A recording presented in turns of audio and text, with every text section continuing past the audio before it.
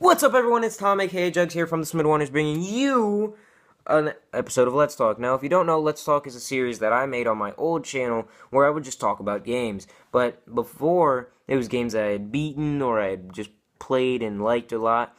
This time, it's about a game that I actually just read about in in issue 281. Yeah, episode 281, issue 281 of Game Informer.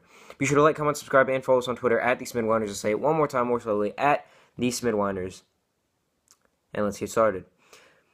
So, I'm going to skip the whole fucking intro I wrote because I tend to write intros for some reason. Now, We Are Chicago, the name of the game, is an indie game created by Culture Shock, which is the game devs, and is to be released presumably on all platforms. And it's all about a young man named Aaron, a week before his graduation. So he's in high school, of what I remember. And it's this young guy, Aaron, and yeah, I don't know what I tried to add there.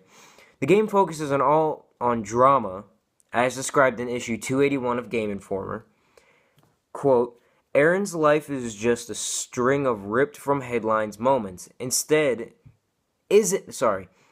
Quote, Aaron's life isn't just a string of ripped from the headlines moments. Instead, expect quiet family bonding between dramatic events. End quote. So this does tell us a lot about the game itself. Now we know we aren't going to be first-person vaulting over couches in slow motion while shooting. Sorry, it's not what's gonna happen here. Instead, expect more of a Telltale game vibe.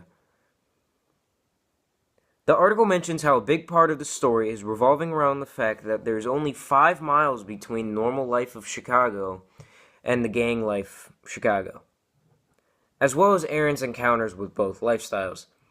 The game devs at Culture Shock brought in Michael Block to help with the game's authenticity to life in Chicago. Now, before this next fact, let me just say I'm going to butcher this guy's name, so sorry. Patrick Sabaitis, Sabaitis, an ex-gang recruiter turned organization creator called Reclaim Our Kids, heard about We Are Chicago from some colleagues and reached out to Culture Shock to help on it.